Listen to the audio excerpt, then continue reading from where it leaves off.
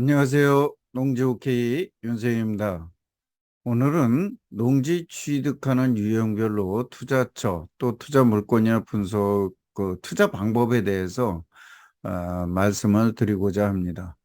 어, 오늘 말씀드리려고 하는 이쪽은 17일 날 강의하는 맛배기용으로서 17일 날 이런 강의를 한다. 그래서 하는 건데 농지 투자를 하시는 분이라면 또 현재 소유하고 있는 분이나 앞으로 투자를 하려고 하는 분이라면 농지를 취득할 때 어떠한 유형별로 다 어떻게 취득을 하고 어디에다 하고 어떠한 방법들로 하는지에 대한 것을 조금 아주 구체적으로 들어가서 말씀을 드리는 겁니다.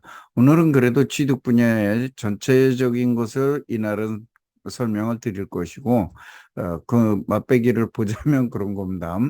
농지를 취득하는 유형을 크게 나눈다 그러면 유상취득, 무상취득, 그 다음에 뭐 유무상이 혼합되었다 그럴까 뭐 하여튼 그런 거 이렇게 구분이 될 수가 있습니다. 그래서 유상취득은 매매, 경공매 이런 것들이 있고 무상취득은 증여나 상속이 있을 수 있고 유무상이라고 분류가 조금 되기 어려운 거 이런 것들은 기타 취득으로서 교환이라든가 시효 취득이라든가 개간이라든가 특조법에 의한 취득이라든가 사실상 농지를 활용하는 방법이라든가 이런 것들이 있을 수 있습니다. 그래서 농지를 취득하는 유형들을 대략 나누어 보면 이렇게 크게 세 가지 분야 또 작게 해서 한 일곱 가지 분야 이렇게 아홉 가지나요? 아홉 가지 분야로 나뉘게 됩니다. 그래서 이러한 것들을 각각에 따라서 취득하는 그 방법들이 어떻게 되는 건지, 농취증을 작성하는 데는 어떻게 하는 건지, 계약서는 어떻게 하는 건지, 이런 부분들을 다루는데, 이번에는 그래도 그나마 또 다시 한번 총괄적으로 정리를 해드리는 그런 시간입니다. 그래서 농지를 매매로 취득하는 경우를 얘기를 다시 한번 드려보자면, 목적에 따라서 투자처나 투자법이 다르다 하는 건데, 이건 뭔 얘기냐면, 농사로 사용 수익하려는 것이냐, 이건 농사용이라고 이제 제가 규정을 짓는 거고, 전원주택용으로 활용하는 것이냐, 이건 귀농 귀촌용이라고 이제 제가 얘기를 하는데, 주로 귀촌용이 되겠죠. 그 다음에 돈 되는 농지냐, 이건 투자용입니다. 그 다음에 농업인용 농지냐, 이거는 제가 사실 만들어낸 농지인데 본격적인 농사용이 됐든 돈 되는 농지가 됐든 그걸 가기 전에 우리가 농업인을 충족하는 그러니까 농지를 조금 가지고 농사를 지어 보면서 그 농지 관리를 어떻게 하고 농지 취득은 어떻게 하고 농지 관리는 어떻게 하고 그러면서 농지에 대한 관심 내지는 지식을 연마하는 시간 그거를 보는 그런 투자를 얘기를 하는 것입니다. 그래서 농사용이 농지가 우리 전체 농지라 그러면 뭐 90%를 넘어갈 겁니다. 그 정도로 농사 사용 수익 농사를 해서 수익을 얻는 그런 것이 농사용이고 그런 것들이 전체 농지의 거의 다다 이렇게 생각을 하시면 돼요. 그리고 아주 극히 일부가 전원주택이라든가 귀촌 용역으로 활용을 하려는 것이 아주 극히 일부가 있고, 그 다음에 이제 돈 되는 농지가 한 5%에서 뭐 조금 넓게 보면 한 10%까지 요 정도가 이제 우리가 보통 이야기하는 투자용의 농지가 될 것입니다. 그래서 전원주택용이라든가 농업인용 농지는 아주 극히 일부, 극히 일부에서 활용하는 것이고, 주 저거는 농사용이 한 90% 이상, 돈 되는 농지가 한 5% 왔다 갔다 그 이상, 요 정도로 나뉘는 것이라고 보시면 됩니다. 그래서 이렇게 된다고 그러는 건데, 농사용을 가지고 돈이 된다고 생각하고 투자를 하는 것도 잘못된 것이고, 투자용에 대한 투자용이라고 할 수 있는 돈 되는 농지를 가지고 거기에서 농사를 지어서 사용 수익을 하겠다 그러는 것도 잘못된 투자법입니다. 그래서 이런 것들이 엄연하게 구분이 된다는 것을 말씀을 드리자고 하는 것이고 투자용을 생각한다 그러면서 저 들판에서 널찍한 거, 많은 거, 넓은 거, 싼 거 이런 거를 고르시는 분들이 많아요. 예, 또 반대로 농사를 짓겠다 그러면서 도시근교에서 비싼 놈, 뭐 100만 원, 200만 원 하는 것을 사겠다고 그러는 분들도 있습니다. 이건 접근 방법이 틀려버리는 거예요. 그래서 이런 것들에 대한 이야기를 나누고 그런 것들을 또 농사용은 계약을 할 때 어떻게 해야 되고 농취증을 할 때는 어떤 뭐 저게 있고 귀농귀촌 그러니까 전원주택을 하려고 할 때는 어떤 점에 유의를 해서 취득을 해야 되고 돈 되는 농지는 어떤 점에 유의를 해야 되고 이런 것들을 살펴본다는 것입니다. 그다음에 방법에 따라서 물건 찾는 방법이 다 다릅니다. 그러니까 투자하는 방법에 따라서 매매 경공매에 따라서 다 달라져 버리고 증여상속은 취득하는 시기나 취득하게 되는 사람에 따라서 이 방법이 달라지고 또 나중에 투자 수익률이 달라집니다. 그래서 어떤 사람이 받아야 되고 어떤 사람이 언제 받아야 되는지 이러한 부분들을 살펴본다는 거죠. 그다음에 교환이나 개간이나 시효 취득은 그런 것들이 충분하게 필요와 충족 요건에 따라서 다 달라지는 것이다.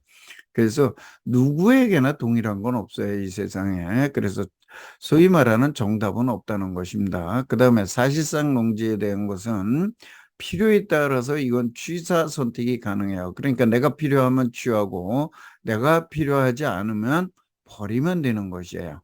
그래서 이런 것들도 어떤 때에는 해야 되고 어떤 때는 아닌지에 대한 것들도 이야기를 나눠보고자 하는 것입니다. 살펴보려고 하는 것이에요. 그래서 이렇게 방법들이 다 다른데도 불구하고 우리들은 다 동일한 선상에서 놓고 농지 취득 자격증명을 받을 수 있냐 없냐 여기에 많이 치중을 하시고 또는 이거를 취득을 하면 너도 갖고 나도 갖고 다 같은 줄 아는데 그렇지 않다. 그래서 각각의 사정에 따라서 누구는 효율이 극대화되고 누구는 아주 나쁜 땅이 될 수도 있다. 동일한 땅인데도 불구하고. 그래서 이런 것들을 보고 판단을 해서 투자를 해야 된다 하는 것이고 그다음에 이제 계약서 작성이나 특약서 작성을 좀 말씀을 드리자면 농지 취득 유형별로다가 계약서 작성이나 특약사항 작성하는 방법이나 이런 것들이 다 다르다 그런 얘기야.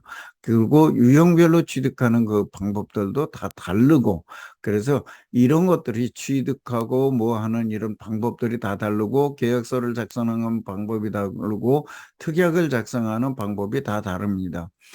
토지 투자 쪽에 오면은 뭐 세세하게 따지면 개별마다가 다 다르다고 이야기할 수 있습니다만은 크게 유형을 나누더라도 대략 한 20여 가지 특약사항이 기본적으로 나오는 게 한 20여 가지.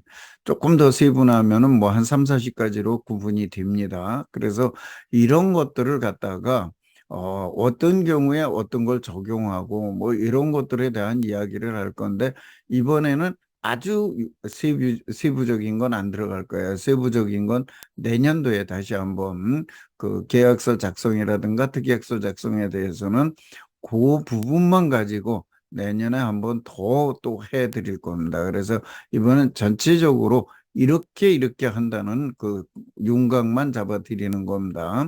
그 다음에 이제 농지 취득 유형별로다가 소유권을 이전하는 절차 또한 좀 다 다릅니다. 그래서 매매를 할 때, 경공매를 할 때, 증여와 상속을 할 때, 교환이나 시효 취득 특조법으로 취득할 때, 그 다음에 개간이나 사실상 농지로 할 때, 이것을 농지로 만드는 거, 내가 농지로 소유로 만드는 거, 이 과정이 전수 다르다.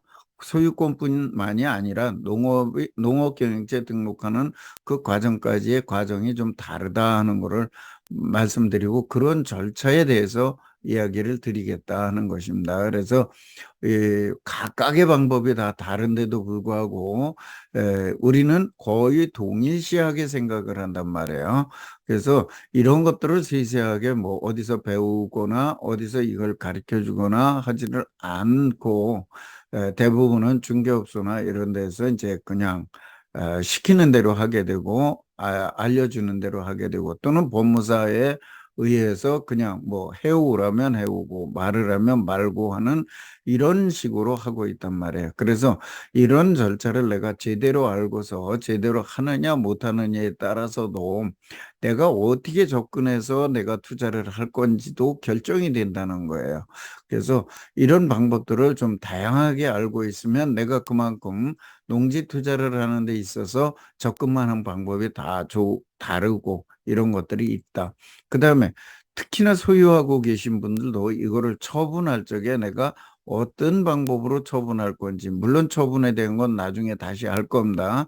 그렇지만 이런 것들을 내가 내 자식들한테 줄 때에도 뭐또 내가 취득을 할 때도 이런 거를 여러 가지 방법을 알고 있는 사람과 없는 사람의 차이점이 있다는 겁니다. 그래서 그런 것들을 좀 보면서 하자 하는 것이고, 그래서 이거에 대해서는 네, 다 같이 부자 되기라는 제가 운영하는 카페에 이렇게 공지로 되어 있습니다. 그래서 17일 날 17일 날 2시부터 5시까지 강남역에 있는 거기에서 강의를 하게 되고, 예.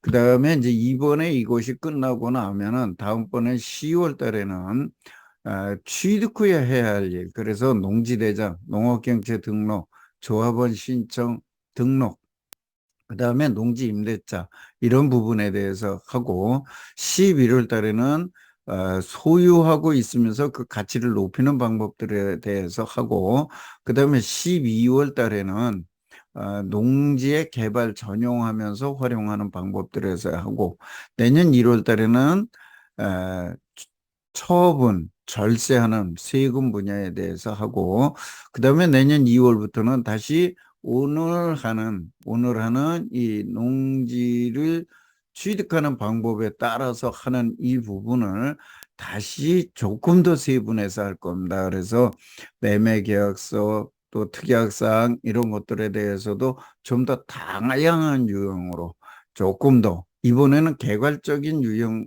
그런 방법들을 설명을 드린다 그러면 그 다음번에는 에, 그 설명드린 거에 더해서 이제 아주 세분화된 어떤 그런 내용들을 가지고 여러분들이 하실 수 있도록 또 앞에 5번에 대해서 5번 동안에 그 강의를 한 걸 가지고 이제 세금이라든가 처분이라든가에 대한 것들을 같이 묶어가면서 취득할 때 이래서 이게 좋고 이래서 이렇게 해야 되고 이런 것들에 대한 것들을 얘기를 드리고자 한다 그런 얘기예요. 그래서 이런 부분들을 가지고 내년 1년 동안은 그 세부적인 내용을 가지고 여러분들과 만나보도록 하겠습니다. 그래서 이렇게 해서 하기 위해서 이번에 이런 자리를 마련을 하고 해서 하는데 이 강의는 누가 들어야 되느냐? 이 강의는 누가 들어요? 현재 농지를 소유한 사람, 앞으로 농지에 투자를 하고자 하는 사람, 모든 사람들이 들으셔야 됩니다. 더더군다나 지금까지 대부분이 농지 취득하는 거에 대해서 그저 취득 자격증명을 어떻게 받는가, 뭐 이런 정도로만 얘기하고 있는데 그런 것이 아니라 계약서 쓰고 특약서 쓰고 뭐 또 투자를 하면은 어떻게 해야 되고 각 그 상속이나 뭐 이런 거 받는 방법들은 어떻게 받고 이런 거에 대한 것들을 계속 그런 거에 대해서 세부적으로 나누어서 그것도 이렇게 설명을 드릴 것이니까 빼놓지 마시고 지금부터 내년까지 부동산이 침체된 이 시기에 부동산이 하락한다는 이 시기에 투자에 너무 관심 갖지 마시고 투자를 하기 위한 준비를 하는 그런 시간을 가지시기를 바랍니다. 저와 같이 이런 시간을 가지면서 앞으로 본격적으로 투자 시기가 왔을 적에 여러분들이 제대로 된 투자를 해서 인생 역전을 하시고 또 나머지 인생을 멋지게 사실 수 있는 기회를 마련하게 하였으면 합니다. 사실상 저는 이거를 하면서 우리 기존의 농지 과정을 들으셨거나 특히나 우리 그 카페에서 정기 모임 회원님들이 훨씬 더 많이 이 강의를 신청하실 줄 알았어요. 근데 내가 이제 조금은 안다 해가지고 아마 신청하지 않으시는지는 모르겠습니다만은 이거는 오히려 약간 내가 농지를 소유하고 있고 내가 어느 정도 공부가 되시고 한 분들이 보다 세밀한 거, 정말 피가 되고 살이 되는 그러한 것들이기 때문에 그런 분들이 들어줘야 돼요. 아직까지 오히려 아무것도 안 듣고 있던, 농지에 대해서 투자라는 걸 안 했던 분들이 이걸 처음 들으시면 뭔 얘기를 하는지 오히려 더 헷갈리실 수도 있어요. 그리고 조금 더 너무 깊이 들어간다는 느낌을 받으실 수도 있어요. 그래서 전반적으로 뭐 초보자가 들어도 좋고 고급자가 들어도 좋고 실전 투자자가 들어도 좋고 다 들어둘 만한 그런 강의라고 저는 생각을 하고 있습니다. 그래서 뭐 아직 강의 자료 다 만들지도 않았습니다. 그래서 이번 연휴, 추석 연휴에 마주 만들어 가지고 여러분들과 좋은 강의로 만나 뵙도록 하겠습니다. 예, 감사합니다.